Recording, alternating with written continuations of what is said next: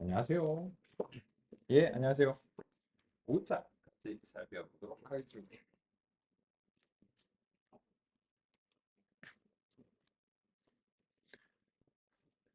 역시 노트북을 동일한 방식으로 준비하는 걸로 시작해 보도록 하겠습니다. 임포트문들 맨날 똑같죠. 그래서 4일차에서 복사하셔도 무방하다고 보이고요. 모델 평가 계속해서 잘 사용해 오고 있습니다. 역시나 마찬가지로 복사해서 가져오시는 것이 무방하다고 생각합니다.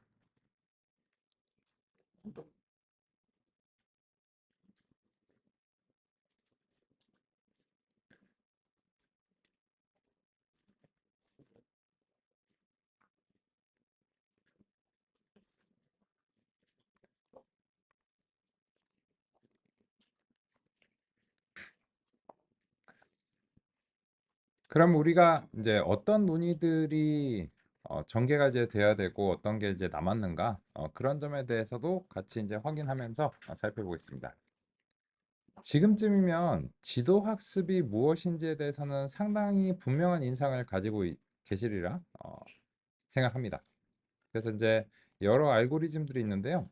여러 알고리즘들이 전부는 아니지만 대표적인 알고리즘이다라고 하는 것이고요. 많은 경우에는 이 대표적인 알고리즘을 통해서 문제를 해결하시리라 생각합니다. 그런 이제 기대가 있고요. 그래서 우리는 이제 가장 단순하다고 여겨지는 K 최근접 이웃으로부터 시작해서 결정 트리와 결정 트리 양상볼 살펴봤고요. 그리고 나서 이제 어제는 선형 모형의 근본적인 원리에 집중했습니다. 그래서 이제 오늘은 선형 모형의 이제 원리를 좀 마무리하고 이제 싶고요. 그리고 나서 우리는 이제 커널 서포트 벡터 머신하고 이제 신경망 이렇게 이제 남아 있는데 이 중에서 이제 신경망은 다음 딥러닝의 이제 주제로 남겨두기로 하고 커널 서포트 벡터 머신은 이제 선형 모형을 기반으로 하는데 뭐가 달라졌길래 새로운 명칭이 붙었는가 그런 점도 이제 살펴보겠습니다. 그리고 이제 그 3장의 비지도 학습과 데이터 전처리에서는 이제 데이터 전처리와 스케일 조정의 가치에 대해서는 확실히 아시리라 생각하고 전혀 아직 다루지 않은 부분은 3.4절하고 3.5절이고 여기서 이제 소위 말해서 비지도라고 하는 것이 이제 어떤 것이고 무엇이고 그리고 이게 왜 필요한가 그런 점들을 오늘 논의를 드리고자 합니다. 그렇고요. 4장의 데이터 표현과 특성 공학에서 남은 점은 이제 범주형 변수인데 요 4.1, 4.2, 4.3까지가 범주형 변수 얘기예요. 그래서 이제 이거는 사실 이제 그냥 범주형 변수의 그 하위장으로 들어갔어도 된다고 생각합니다. 그래서 이제 간단한 얘기고 그래서 이제 예시를 통해서 살펴보겠습니다. 그리고 4.4절 구간 분할인데 요거는 결론적으로는 선형 모형이 이제 트리 모델을 이제 흉내 내도록 만드는 건데 사실 이제 그럴 거면 그냥 트리 모델을 써버리는 게 낫기 때문에 이거는 뭐 할 수는 있지만 그렇게 큰 가치가 있나 싶습니다. 보통의 경우는 그렇고 그래서 이제 다항식 같은 경우에도 어제 어떤 건가 이제 살펴봤고 주로 이제 선형 모형을 강력하게 만드는 데 사용이 됩니다. 그런데 이 다항식으로 변환하는 것이 과연 큰 의미가 있는가 이제 싶어지는 시점에 오는데 왜냐하면 논의들이 서포트 벡터 머신을 도입하게 되거나 아니면은 이제 신경망으로 전환이 되면 그러면은 이제 과연 이런 게 꼭 필요할까라고 하는 점에 대해서 약간 의문이 좀 들고요. 그래서 이제 알고리즘을 할 것인가 데이터로 처리할 것인가 이런 점으로 이제 선택해야 되고 그리고 이제 4.6절하고 4.7절 같은 경우에는 이제 가끔씩 데이터를 이제 변환하는 게 필요한 경우가 있긴 한데 그와 관련해서는 이제 램에서 한번 이제 체험해봤고 4.7절의 특성 자동 선택은 이거는 사실 모델들이 결정 트리 같은 거에서 특성 중요도를 통해서 이미 반영하고 있기 때문에 여기에 대해서 이제 그렇게 높은 가치를 지닌다고 보이지는 않습니다. 그래서 이제 4장에서는 어떤 특정한 알고리즘에서는 데이터를 변환하는 게 이제 도움이 많이 된다. 라고 하는 어떤 그런 가능성을 이제 보여주는데 여기 있는 것들은 참고 정도로 생각하시면 좋을 것 같습니다. 그렇고요. 5장은 우리가 적극적으로 사실상 거의 대부분 다뤘습니다. 교차 검증하고 그리드 서치와 이제 평가 지표와 관련해서는 이제 다뤘기 때문에 5장은 완전히 사사치 살펴보진 않았지만 주요한 가치적인 측면에서는 이제 이미 제시가 됐다고 생각합니다.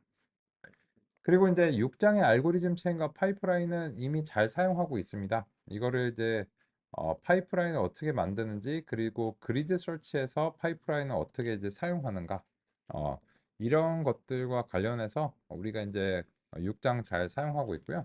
따라서 이미 상의 드린 대로 7장의 텍스트 데이터를 다루기 이전의 내용들이 거의 대부분 제시가 됐고 남아있는 부분은 이제 비지도 학습하고 선형 모형의 이제 남은 부분과 서포트 벡터 머신을 이제 주요하게 남겨두고 있습니다.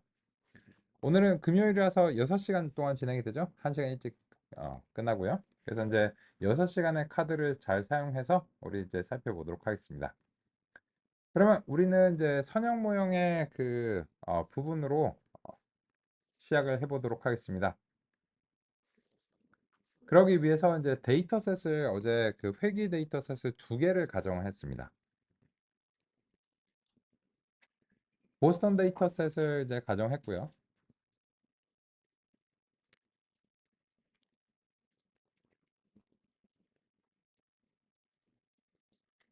마찬가지로 이 보스턴 같은 경우에 뭐 그냥 타겟이라 부르죠. 매번 이제 이름 그 장명하는 거 귀찮으니까.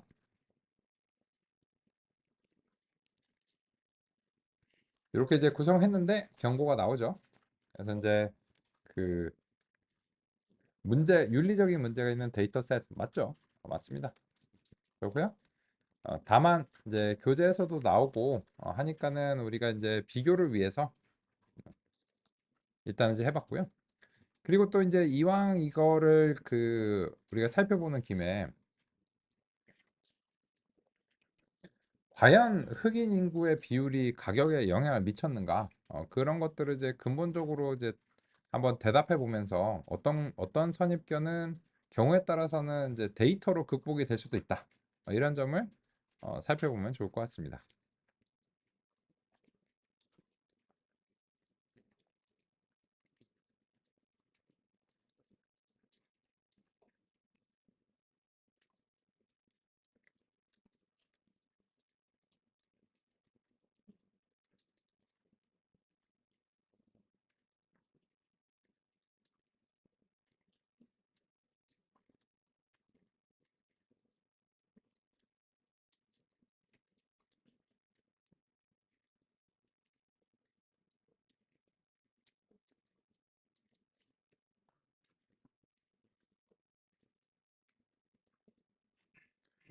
그러면 이 문제를 해결하는데 현재까지 우리는 총 크게는 패밀리로는 3가지의 지도학습 알고리즘이 이제 우리가 이제 선택할 수 있는 것들이죠.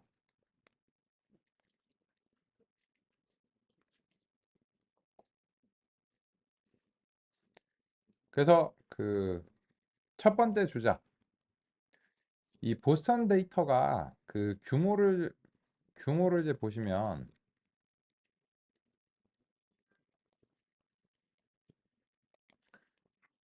이거는 이제 타이니 데이터죠. 타이니.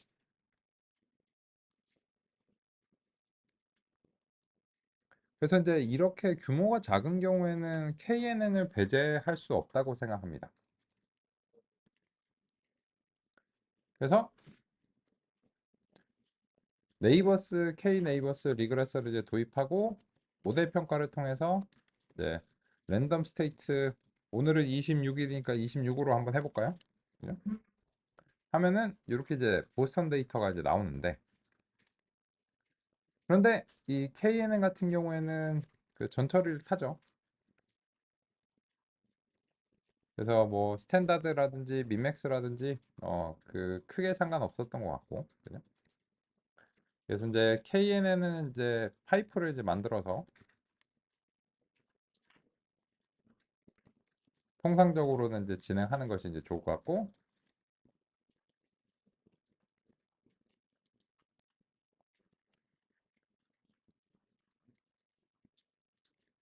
그러면 확실히 그 전처리를 하면 성능이 이제 좋아집니다.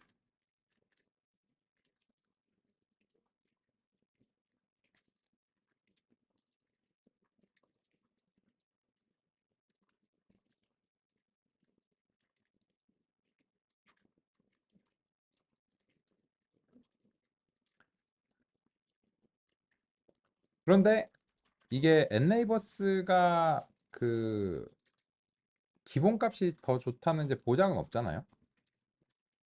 그래서 이제 크로스 밸리데이션을 이제 통해서 또 랜덤 스테이트의 영향을 좀덜 받으면 좋겠고 한데, 결론적으로는 그리드 설치를 쓰시면 되죠. 그래서 이제 설정의 범위를 주는 거죠. K 네이버스 리그레서 뭐 이런 식으로 이제 설정의 범위를 주고, 또 이제 어제 이제 하나 보시면 이제 K 네이버스에서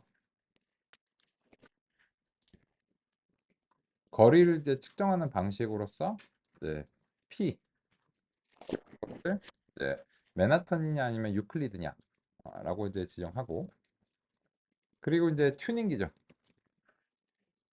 그래서 이제 설정의 범위를 이제 제시하고, 보통 크로스 밸리데이션 5 정도 이제 하면은 이제 괜찮은 편이고요. 그래서 이제 튜닝기를 이제 제시하고, 베스트 점수와 베스트 파라미터가 이제 무엇인지를 알고 싶죠.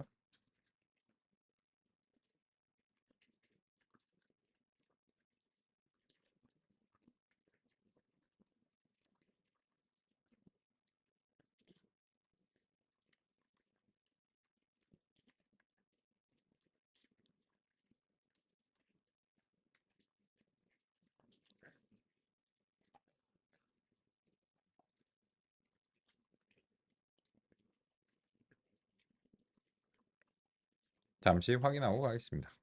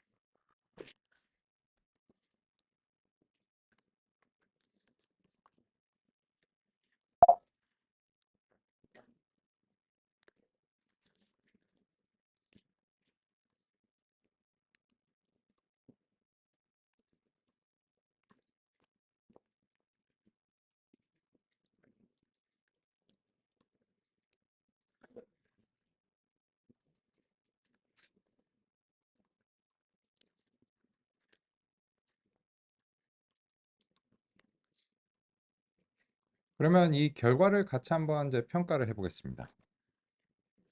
훈련 점수가 93점 정도 나왔고요. 시험 점수가 71 정도 나오고 0.71. 사실 이제 R2죠, 이거는. 근데 그냥 몇 점 이렇게 얘기하는 게 편하니까요.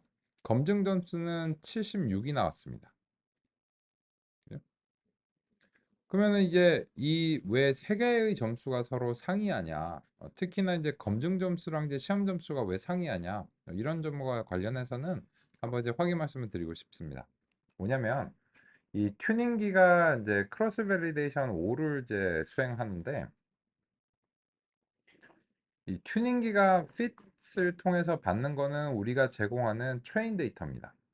근데 트레인 데이터를 다시 한번 5조각으로 나누는 거예요. 내부적으로. 그리고 나서 이제 여기에 대해서 이 튜닝을 이제 수행하고 거기에 대해서 이제 평균 점수를 이제 획득을 하겠죠. 그 평균 점수 중에서 이제 N네이버스가 2일 때 그리고 이제 유클리드 거리일 때 검증 평균 점수가 이제 76으로 이제 제일 좋았고 그래서 이제 이런 설정이 적용이 된 겁니다. 그래서 이 검증의 결과 베스트 모델이 정해지고 그 베스트 모델이 정해지고 난 다음에 시험 데이터를 얘한테 해보라고 하는 겁니다. 그래서 요 점수는 튜닝이 완료되고 나서 베스트 모델에 대해서 어, 테스트 데이터에 대한 스코어가 나오는 것이고 그게 이제 훈련보다는 검증 점수에 좀 더 가깝다라고 하는 사실을 알 수 있습니다. 그런 이유로 인해서 우리가 이제 이 튜닝기를 이제 수행했고 이제 검증 점수와 이제 시험 점수를 이제 봐야 되는데 이 결과를 이제 보시면 검증 점수와 시험 점수가 완벽하게 동일하진 않은데 유사한 수준으로 이제 보이기 때문에 검증 점수가 시험 점수를 어느 정도는 이제 대표할 수 있다라고 이렇게 이제 얘기를 할 수가 있습니다. 그런 게 이제 되게 중요한데요. 근데 이거를 왜 세 번이나 나누냐? 그건 이제 이런 이유입니다. 이 튜닝의 과정에서 시험 데이터는 수능에 비유할 수 있습니다. 이 수능은 절대로 공개가 되면 안 됩니다. 훈련 시점에서. 그래서 이 훈련 데이터는 연습 문제라고 할 수 있고 검증 데이터는 이제 모의고사 그리고 시험 데이터는 진정한 이제 수능으로 마지막에 딱 한 번만 경험을 시켜줘야 됩니다. 이게 이제 중간에 어느 시점에도 노출이 되면 안 됩니다. 그렇기 때문에 이 테스트 데이터를 가지고서 튜닝을 하면 안 되기 때문에 그렇고요. 이미 이제 모델 평가에서 우리가 튜닝기가 경험하는 데이터는 테스트 데이터입니다. 그 점을 이제 한번 확인해 보겠습니다. 보시면 우리가 이제 모델을 넘기는데 이 모델이 그냥 그 알고리즘일 수도 있고요. 아니면은 파이프일 수도 있고요. 아니면은 지금처럼 그 그리드 설치와 같은 튜닝기일 수도 있어요. 이 세 가지 모두 그냥 fit을 지원을 합니다.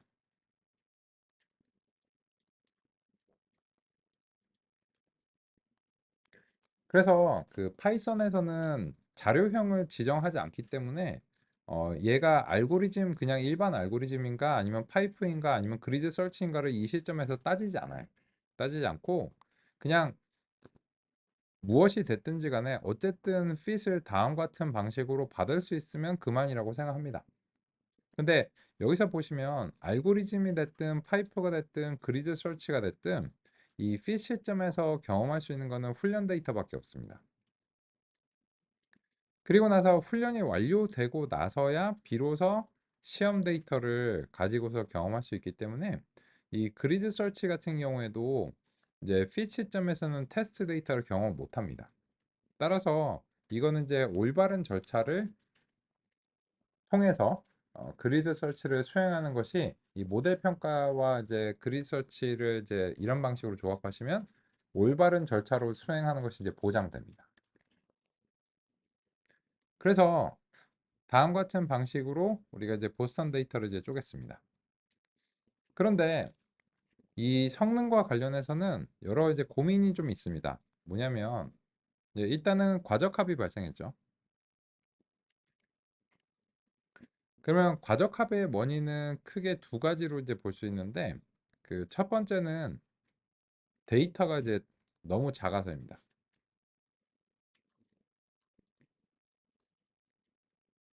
두 번째는 모형이 너무 과도하게 복잡한 경우인데요. 그래서 이제 모델의 캐패시티가 너무 복잡해서 그런 경우에 이제 그렇습니다. 그런데 KNN의 경우에는 이제 모형의 캐패시티라고 할 만한 게 없습니다. 그냥 데이터 자체이기 때문에 그래서 얘 같은 경우에는 또 만약에 이게 너무 복잡하다 하면은 엔네이버스를 이제 그 증가시키는 방식을 이제 선택할 수 있었을 텐데 여기에 대해서 우리가 여러 범위를 줬음에도 불구하고 그 중에서 2를 골랐기 때문에 이게 이제 이 두 번째 이유로 인해서 과적합이 발생했다고 보기엔 지금 어렵습니다. 그래서 이제 데이터가 너무 이제 작아서 이 어, 스플릿에 상당히 민감할 가능성이 있습니다. 근데 그러면 어떻게 해? 그래서 이런 논의를 이제 해봐야 됩니다. 이 랜덤 스테이트를 이렇게 쪼갰는데 이 보스턴 데이터가 과연 이렇게 쪼개지면서 그 바람직하게 쪼개지는가를 고민할 수밖에 없어요. 무슨 말인가? 랜덤 스테이트를 이제 0으로 하게 되면 이제 시험 점수가 완전히 곤두박질 칩니다. 검증 점수랑도 차이가 많이 나고요. 이렇게 되면은 훈련 데이터에 쉬운 게 몰려가고 시험 데이터에 어려운 게 이제 몰려가는 상황이 되거든요. 그리고 랜덤 스테이트를 이제 바꾸면 시험 데이터가 지금 80점대로 올라갑니다. 그죠? 훈련 점수는 좀 내려오고요. 그리고 이제 검증 평균 점수는 시험 점수와 많은 차이를 이제 보입니다. 사실 이 세 개의 차이가 많이 발생하는 게 바로 데이터가 너무 작다는 신호입니다. 일단 이제 그렇습니다. 그런데 너무 작음에도 불구하고 당장은 어쩔 수가 없다. 여기에 대해서 이제 안정적인 성능을 이제 내야 된다. 라고 하면 그러면 어떤 게 문제가 되냐면 이 데이터를 어떻게 하면 더 잘 쪼갤 수 있을까를 고민할 수밖에 없습니다. 그런데 보스턴 데이터 같은 경우에는 보시면 그냥 모든 것들이 수치값입니다. 그러니까는 어떤 게 어떤 것과 얼마만큼 뭐 어떤 뭐 잘 사는 동네와 못 사는 동네 이런 식으로 나눠진 게 아니에요. 그죠? 그러면 이거를 과연 잘 쪼갠 것인가? 라고 하는 것을 어떻게 알아야 될까요? 그래서 우리가 이제 그런 점을 좀 탐색을 해보기 위해서 이번에는 비지도 학습 알고리즘들의 도움을 좀 받아보겠습니다.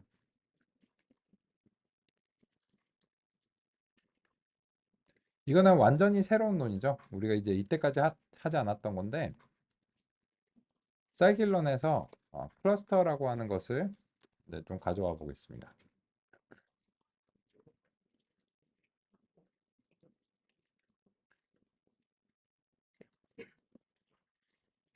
그래서 이제 기본적으로 K-means라고 하는 것을 통해서 보스턴 데이터를 한번 이제 해보겠습니다.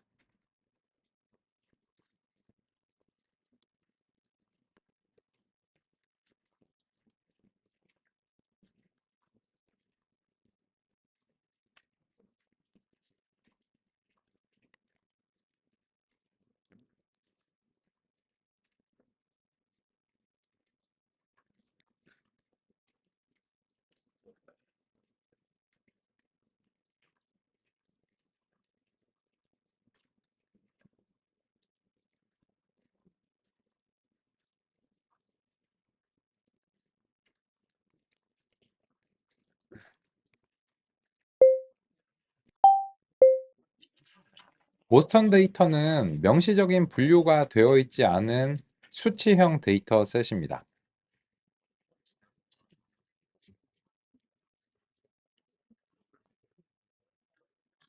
그런데 이걸 살펴보면은 뭔가 의미적으로 나뉘는 부분이 있을 것 같습니다.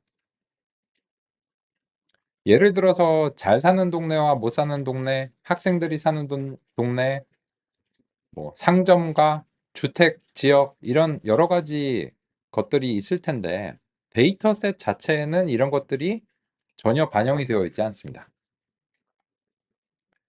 만약에 그렇다면 우리가 이런 것들을 어떻게 나눠야 할지 고민스럽고 어디서부터 나눠야 할지도 고민스럽습니다. 이런 경우에 비지도 학습에 군집 알고리즘을 도입하면 어느 정도 통찰을 얻는 데 도움이 될 수 있습니다.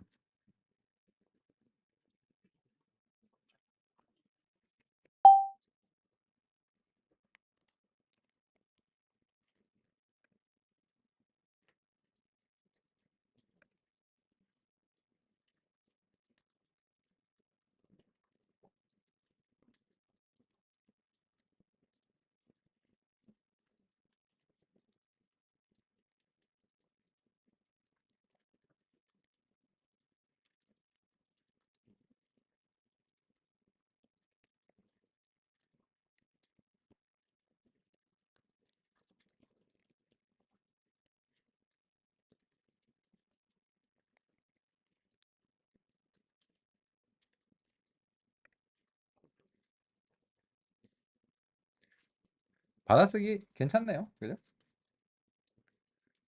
그냥 그 제가 막 얘기를 했는데 나쁘지 않게 받아쓰는 것 같습니다. 요새 인공지능한테 바라는 거 이런 거죠. 우리가 솔직히 말해서 우리의 생산성 이런 걸 이제 높여주길 이제 바라는 거고. 그러면 같이 한번 이제 보겠습니다. 비지도 학습이라고 하는 것은 어디서 이제 결론적으로 차이가 나냐면 여기서 딱 차이가 납니다.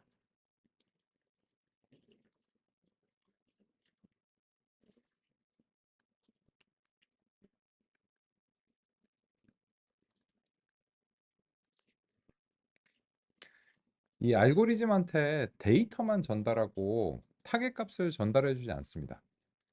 그러면 이제 결론적으로 요거는 이제 비지도인 거죠. 근데 여기에 대해서 우리가 K민즈한테 일단 데이터만 전달해 주고 나서 다시 이제 데이터에 대해서 예측을 이제 해보라고 합니다. 그러면 이 그 클러스터라고 하는 것은 비슷한 것들끼리 모아주는 알고리즘입니다. 그러면 이 클러스터는 그러면 네가 생각하기에 이거는 분류 아니야? 맞습니다. 클러스터는 사실 분류 맞습니다. 근데 이거는 분류 알고리즘은 우리가 이미 클래시파이어가 있잖아. 그러면 클래시파이어가 클러스터냐?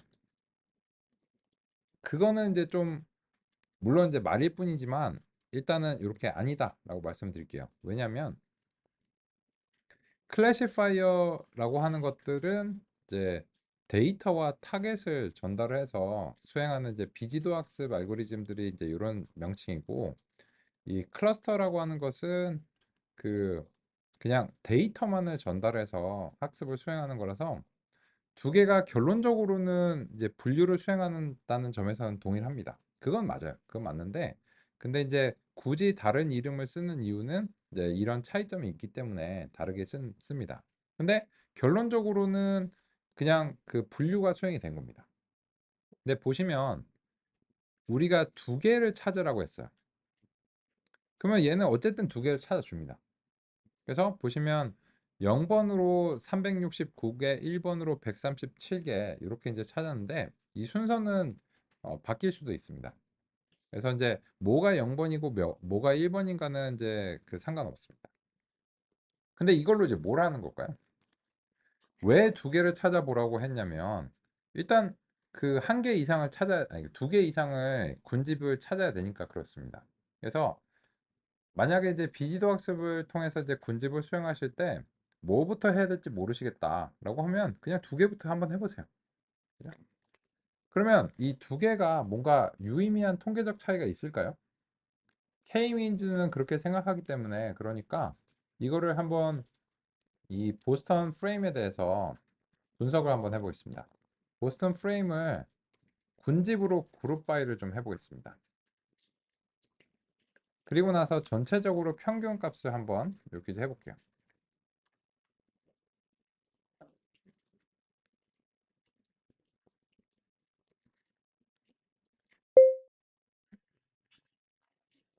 군집이 수행되고 난 다음에는 그러한 군집이 어떤 의미를 가지는지를 확인해 보기 위해서 전체 데이터를 군집으로 나눠서 평균치 등을 확인해 보는 것이 필요합니다.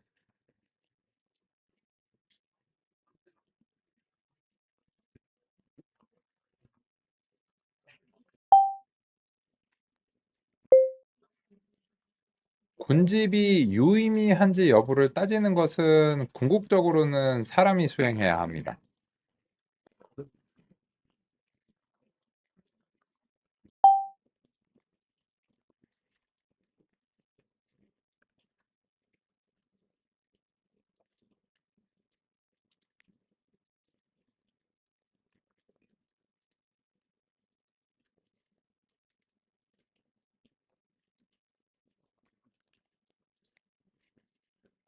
그러면 한번 보실까요?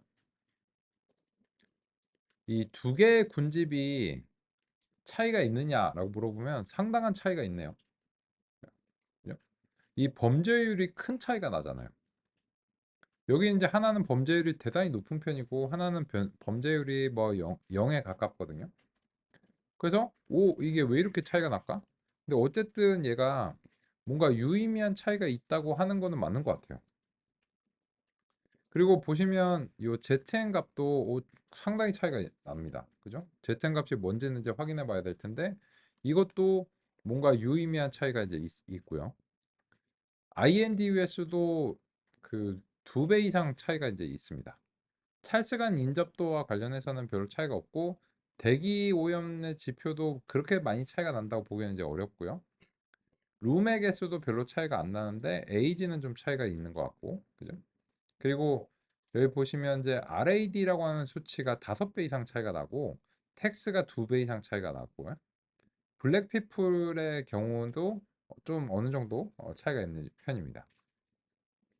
그러면 크게 차이가 나는 것들을 이제 살펴보면 이런 것들인데 그러면 얘네들이 어떤 의미를 지니는지를 우리가 보고서 이 두 개의 군집이 뭔지를 짐작을 해야 되겠죠. 그죠?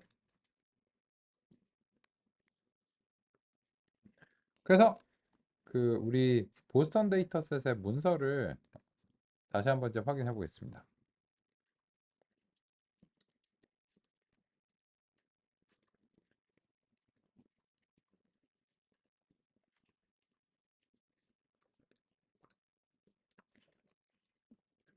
보면 이제 그 주요하게 크게 차이가 난 게 요 일단 세 개가 크게 차이가 났습니다. 그죠? 그리고 이제 텍스랑 요것도 이제 차이가 났는데요. 보시면 이제 범죄율이 차이가 났는데 이거를 보고서 우리가 그 범죄율에 따라서 뭐 이제 상당히 이제 큰 차이가 있는데 그 이제 왜 차이가 있는가 보면 짐작을 해야 돼요. 보시면 ZN이 그 주거용 토지의 비율이 높은 이제 주거용 토지의 비율이니까 이게 주거용 토지의 비율이 낮으면 어떤 상업지구나 공업지구의 이제 가능성을 이제 생각해 봐야 되잖아요. 그래서 이제 INDUS는 또 이제 논 리테일 비즈니스니까는 이제 공장이나 공업 지역의 이제 가능성이 있고요. 그죠? 그리고 RAD 같은 경우에는 레디얼 하이웨이 이게 고속도로 접근성이네요. 그죠? 그리고 텍스 같은 경우에는 뭐 그냥 정말로 이제 그 세금인데 그러면 요걸 가지고서 조금 짐작이 되지 않을까 싶어요. 이렇게 보면은 이게 주거용 비율이 높은 편이에요. 그러니까 주거용 비율이 훨씬 높으니까 상대적으로. 근데 여기는 주거용 비율이 이제 0%거든요.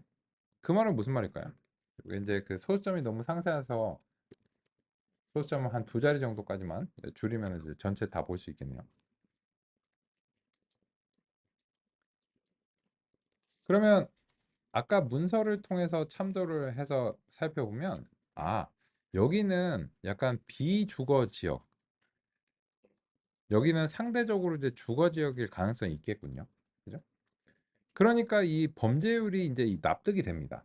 왜냐하면 뭐 상점이나 이런데 훔칠 게 많잖아요. 그죠? 사람도 유동인구도 많고 그 뭐 주택 털어서 뭐 하겠어요. 그러니까 이게 범죄율 자체가 절대적으로 높은 이유가 비주거 지역이라서 절대적으로 높군요. 그죠? 그러면 또 이제 그 여기 보시면 세금이 2배 이상 되는 것도 납득이 돼요. 왜냐면 그 그냥 일반 사람들이 주거용으로 사는 거에서 내는 것도 물론 있지만 상점들이 이렇게 그 창업이 되면은 아무래도 세금 많이 내잖아. 그래서 이 세금 자체가 높은 게 확실히 비주거 지역이 뭐 상업이나 이런 거가 있어서 그렇고 그 INDU에서도 다르죠. 비율이 이제 높잖아요. 그래서 확실히 이제 비주거 지역. 그러다 보니까 대기오염 지표도 조금 높아요. 제가 생각하기에는. 그리고 여기 보시면 RAD가 고속도로 접근성인데 5배 차이 납니다. 그러면 아무래도 공장이나 이런 데는 물류를 받아야 되잖아요. 그러니까는 고속도로 근처에 있는 게 당연히 유리하죠. 근데 이게 이런 우리가 군집을 안 해봤으면 이게 이렇게 되어 있을 거라고 몰랐잖아요. 그냥 데이터를 보고 그냥 보스턴 하우징이라고 하니까 뭐 그런가 보다 했는데 이걸 안 해보면 알 수가 없죠.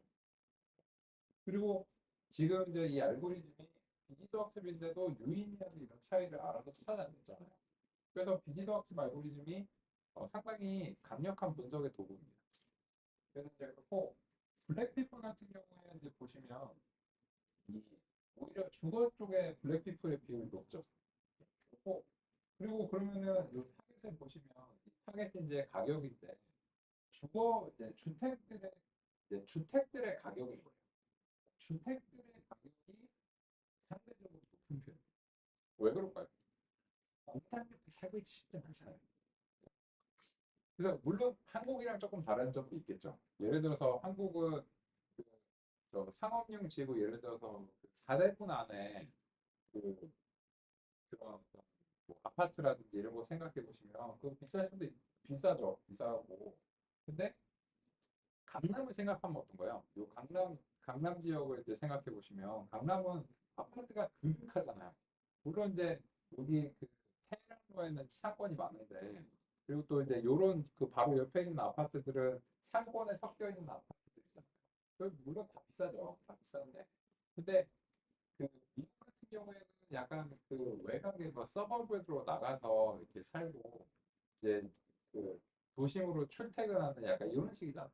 그래가지고 요새 이제 미국에서는 재택근무가 코로나 때 활성화돼가지고 사람들이 다시 좀 잘 안 들어와가지고 막 지금 도시 상권이 막 망해 나가고 막 그런다며요. 어떤 도시는 그렇다면서요.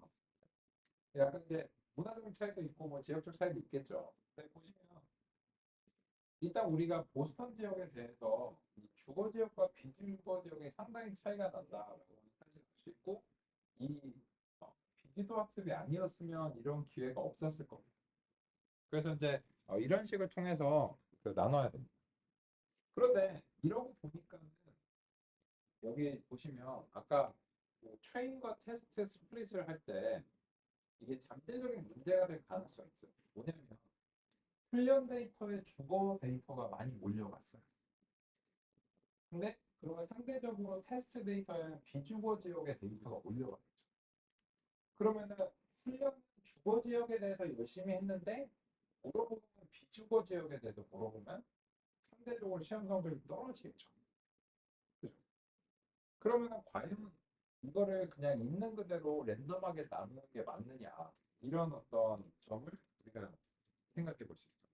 이런 문제는 처음에 언제 겪었나요? 언제냐면 아이리스를 섞지 않고 했을 때 마지막에 2가 몰려가서 문제가 됐잖아요. 그죠?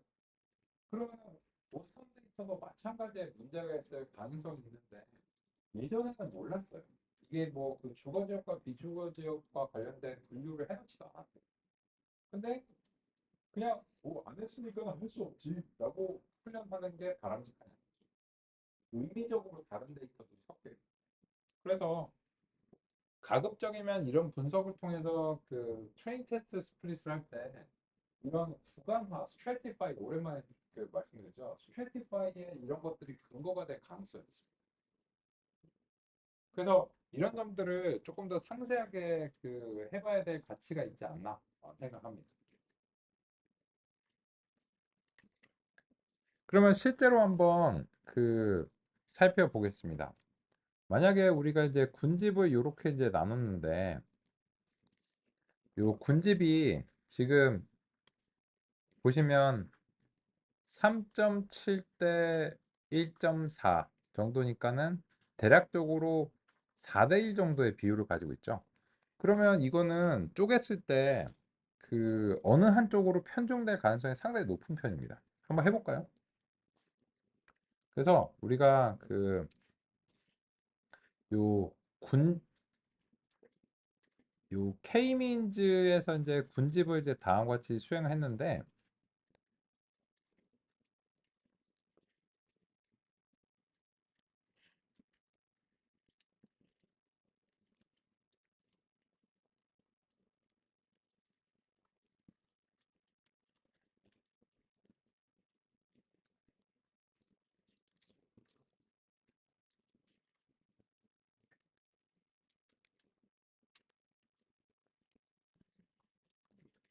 이제 보스턴 데이터 이제 전체에 대해서 샘플을 이제 나누고 트레인 샘플 인덱스 훈련 샘플 색인 그리고 시험 샘플 색인을 특정하게 이제 이렇게 이제 나눈다라고 하겠습니다.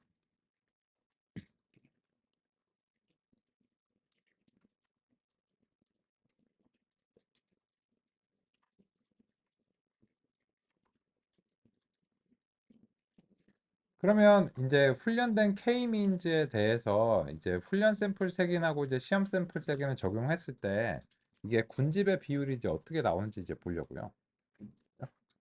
그러면 이제 그 K민즈에서 프리딕트를 이제 수행하는데 이제 보스턴 데이터에 훈련 샘플 색인을 적용하는 겁니다. 그리고 여기에서 이제 그 훈련 군집을 이렇게 이제 획득하겠습니다. 그리고 나서 펜다스 이제 그 시리즈 훈련 군집을 통해서 다음과 같이 이제 보고 요거를 그 비율로 볼게요. 노멀라이즈 해가지고.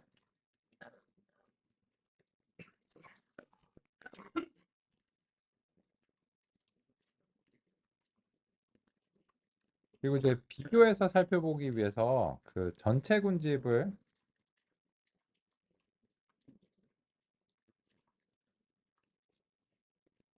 위에서 이제 구하긴 했는데 그냥 이제 다시 한번 좀 구해 보겠습니다.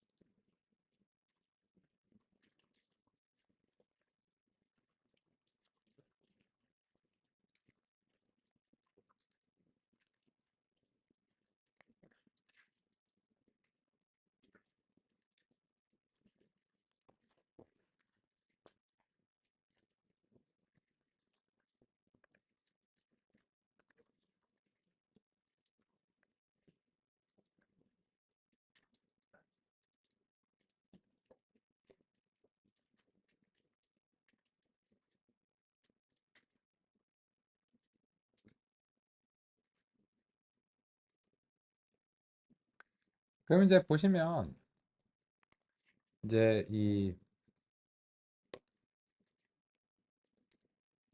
일단은 이제 훈련 샘플하고 이제 시험 샘플 3개는 이제 획득을 이제 했는데, 여기에 대해서 굳이 이렇게 할 필요가 없었나? 오히려 좀 더 복잡하게 된 것 같네.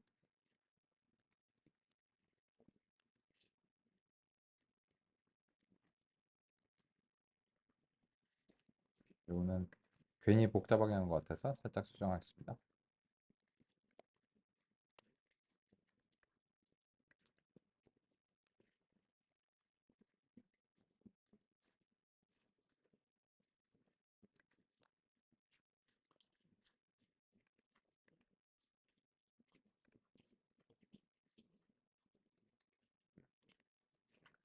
이런 경우로 한번 이제 보겠습니다.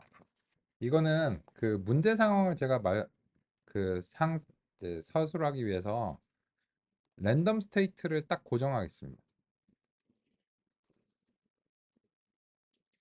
그러면 원래 군집이 이게 옳든 그르든지 간에 어쨌든 이 7대 3 정도의 이제 비율이죠. 그죠?